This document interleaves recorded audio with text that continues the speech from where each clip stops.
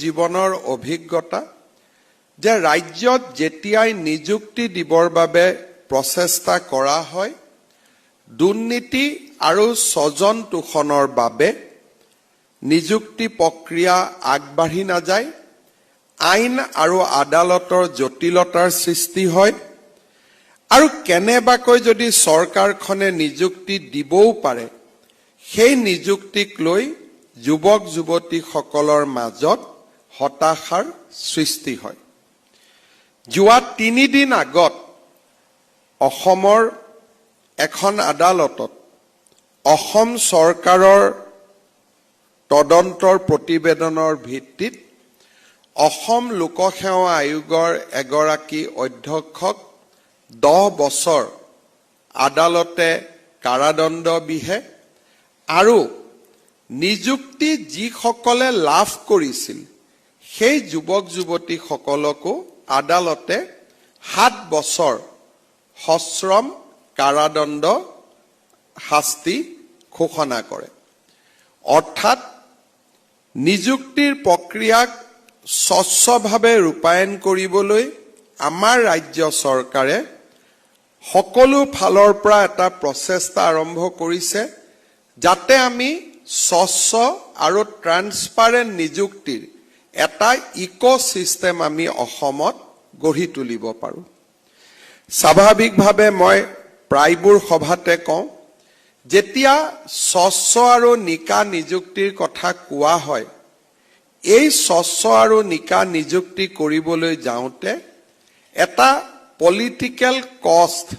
তাৰ লগত ইনভলভ হৈ থাকে যেনেকে আজি আমি যি নিযুক্তি দিছো এই নিযুক্তি প্ৰক্ৰিয়াৰ বাবে যিসকল উপযুক্ত এনে উপযুক্ত বহু পৰিয়াল আছে যিসকল কৰবাত নহয় কৰবাত আমি জড়িত ৰাজনৈতিক দলটোৰ পিতৃ মাতৃ সদস্য হৈ আছে বা বিভিন্ন দলটোৰ পদত তেওঁলোক অধিষ্ঠিত হৈ আছে যেতিয়া আমি স্বচ্ছভাৱে নিযুক্তি দিবলৈ যাওঁ তেওঁলোক আমাৰ ওচৰত আহে আৰু আমি তেওঁলোকক ক'ব লাগে যে আমি নিযুক্তিত খেলিমেলি কৰিব নোৱাৰিম স্বভাৱজতভাৱে তেওঁলোক আমাৰ ওচৰত খং খাই ক্ৰোধিত হয় আৰু স্বাভাৱিকভাৱে আমাৰ ৰাজনৈতিক জীৱনত তাৰ এটা ডাঙৰ কষ্ট আমি নিৰ্বাচনৰ সময়ত দিবলগীয়া হয় ঠিক তেনেদৰে যিসকল বিষয়া বা মন্ত্ৰী বিধায়কৰ সম্পৰ্কীয় ল'ৰা ছোৱালীও এই কম্পিটিটিভ পৰীক্ষাবিলাকত অৱতীৰ্ণ হয় তেওঁলোকক যেতিয়া আমি ক'ব লাগে যে তোমালোকক আমি সহায় কৰিব নোৱাৰো মন্ত্ৰিত্বৰ দায়িত্ব এৰাৰ পিছতো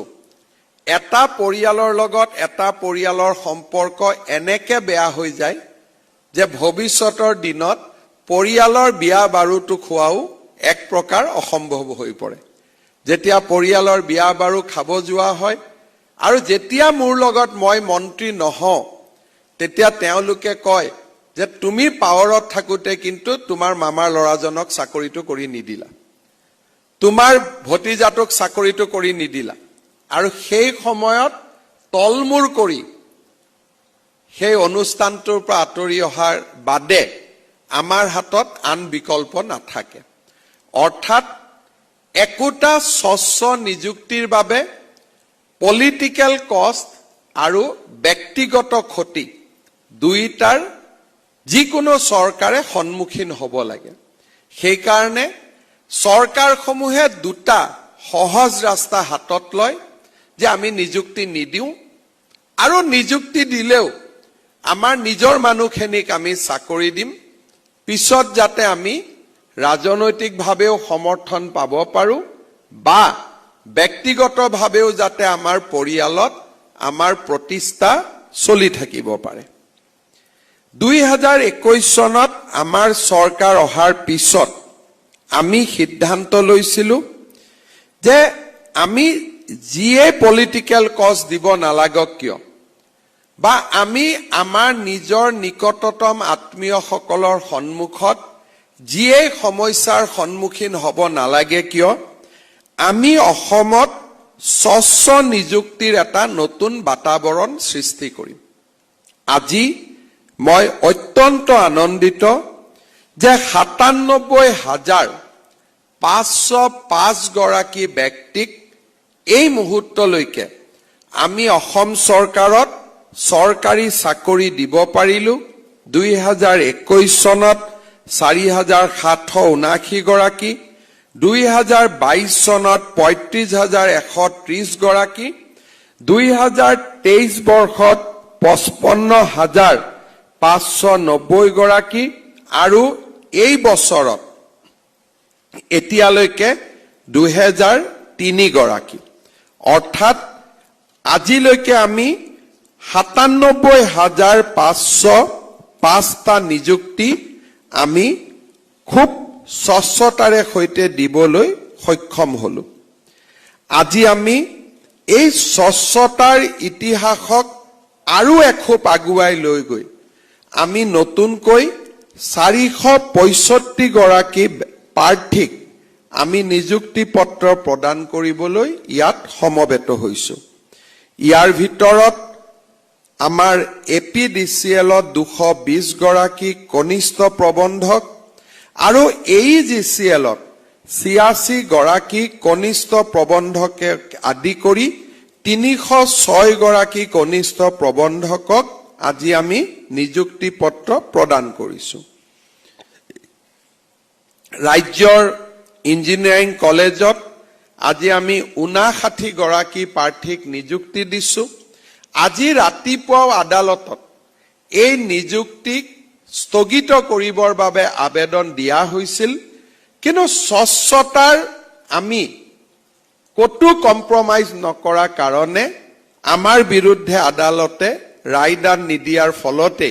আজি আমি সেই ৫৯ গৰাকী প্ৰাৰ্থীকো আমি ইয়াতে নিযুক্তি দিব পাৰিছো। সহকাৰী অধ্যাপক পদত ৫৮ গৰাকী, প্ৰাথমিক শিক্ষা সঞ্চালকতো প্ৰায় ২৩ গৰাকী, বিদ্যালয় শিক্ষা বিভাগত ৯ গৰাকী, এই ধৰণে আমি ১৪৯ গৰাকী প্ৰাৰ্থীক শিক্ষা বিভাগত নিযুক্তি দিছো। তথ্য আৰু জনসংযোগ বিভাগতো ৪ গৰাকীক আমি সিনিয়ৰ ইনফৰমেশ্যন অফিচাৰ, ৬ গৰাকীক জুনিয়ৰ ইনফৰমেশ্যন অফিচাৰ, আমি ১০ গৰাকীক প্ৰাৰ্থীক আমি নিযুক্তি দিছো।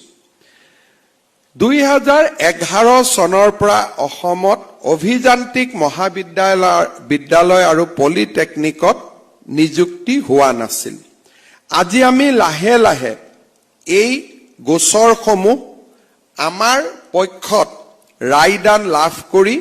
নিযুক্তি পত্ৰসমূহ আমি আগুৱাই দিবলৈ আমি সক্ষম হৈছো আৰু অহা কিছুদিনত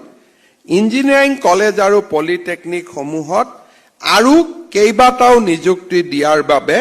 আমি আগ্ৰহেৰে অপেক্ষা কৰিছো। আজি প্ৰদান কৰা নিযুক্তিৰ ফলত আমাৰ ৰাজ্য চৰকাৰখনে যোৱা বছৰ কেইটাৰ ভিতৰত নিযুক্তি কৰা যুৱক যুৱতীৰ সংখ্যা ৯৭,৯৭০লৈ বৃদ্ধি পালে। মই আশা কৰো এই বছৰৰ ভিতৰতে আমি ১ লাখৰ সংখ্যা স্পৰ্শ কৰিম আৰু অহা বছৰত আৰু ৫০,০০০ নতুন যুৱক যুৱতীক চৰকাৰত নিযুক্তি দিবলৈ আমি আগ্ৰহেৰে সৈতে অপেক্ষা কৰি আছো। অৰ্থাৎ ৰাজ্য চৰকাৰে ৫ বছৰৰ ভিতৰত ১.৫ লাখ নিযুক্তিৰ লক্ষ্যৰে আগবাঢ়িছে। অসমত যোৱা ৭৫ বছৰত কেতিয়াও কোনো কালে কোনো চৰকাৰৰ দিনত ইমান বেছি যুৱক যুৱতীৰ নিয়োগৰ ব্যৱস্থা কৰিব পৰা হোৱা নাছিল। ই আমাৰ চৰকাৰখনৰ এক অনন্য প্ৰাপ্তি হিচাপে ৰৈ যাব। আমাৰ ৰাজ্যত শিক্ষকসকলক আমি ২ ধৰণে নিযুক্তি কৰো। এটা চৰকাৰত আমি পোনপটীয়াকৈ নিযুক্তি কৰো, আনহাতে টেট উত্তীৰ্ণসকলৰ মাজত বহুজনক আমি ঠিকাভিত্তিক শিক্ষক হিচাপে নিযুক্তি কৰোঁ। যেতিয়া নিয়মীয়া কৰ্মচাৰী এজনে চৰকাৰী চাকৰি কৰে, তেওঁলোকৰ পৰিয়ালত যদি কৰ্মচাৰীজন নিহত হয়, আমি নিহত কৰ্মচাৰীজনৰ পৰিয়ালটোক আজীৱন দৰমহা আৰু পেঞ্চন পোৱাৰ ব্যৱস্থা কৰি দিওঁ, যাতে পৰিয়ালটোৱে কোনো এটা দিনতো এই কৰ্মচাৰীজনৰ অভাৱ আৰ্থিকভাৱে অনুভৱ কৰিবলগীয়া নহয়। সৰ্বশিক্ষা অভিযানত তেনে ব্যৱস্থা নাই আৰু সেয়েহে যোৱা বছৰত কৰ্মৰত অৱস্থাত নিহত হোৱা 103 গৰাকী পৰলোকগত কৰ্মচাৰী আৰু শিক্ষক শিক্ষয়িত্ৰীৰ পৰিয়ালক আজি আমি 5 লাখ টকাকৈ এককালীন সাহায্য আগবঢ়াইছো। ইয়াৰ লগে লগে আমাৰ চৰকাৰে এই বছৰ এটা নতুন পদক্ষেপ লৈছে যে সৰ্বশিক্ষা অভিযানত ঠিকাভিত্তিক শিক্ষক ৰূপে কাম কৰা আটাইকেইজন শিক্ষকক 35,000 শিক্ষকত অসম চৰকাৰত নিয়মীয়াকৰণ অৰ্থাৎ অসম চৰকাৰৰ ৰেগুলাৰ কৰ্মচাৰী হিচাপে আমি নিযুক্তিৰ বাবে প্ৰক্ৰিয়া আগুৱাই লৈ গৈছো। এই 35,000 শিক্ষক শিক্ষয়িত্ৰীৰ চাকৰি আমি যেতিয়া নিয়মীয়া কৰিম, ভৱিষ্যতে ভগৱানে নকৰক তেওঁলোকৰ পৰিয়ালত এনেধৰণৰ দুৰ্যোগ আহি পৰিলে তেওঁলোকে তেওঁলোকৰ চাকৰিত থকা ৰেচিডিউৰী চাকৰি থকা কালছোৱাত পূৰ্ণ দৰমহা পাব আৰু ৰিটায়াৰমেণ্টৰ পিছতো অৰ্থাৎ যদি কৰ্মচাৰীজন জীয়াই থাকিলহেঁতেন তেওঁৰ যিটো ৰিটায়াৰমেণ্ট হ'ব, সেই ৰিটায়াৰমেণ্টৰ পিছতো যদিও কৰ্মচাৰীজন আমাৰ মাজত নাই, তেওঁ পেঞ্চনো পাই থাকিব। আমাৰ এই ধৰণৰ ব্যৱস্থা অসমত আমি বৰ্তমান ৰূপায়ণ কৰি আছো। মই ভাবো যে এই বছৰৰ পিছত সৰ্বশিক্ষা অভিযানত ঠিকাভিত্তিক শিক্ষক নোহোৱা হ'ব আৰু পৰিয়ালটোৱে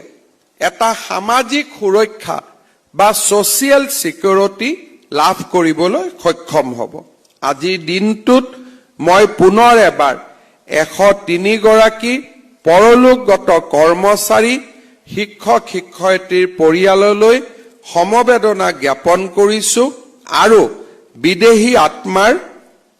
সদ্গতি আকৌ এবাৰ কামনা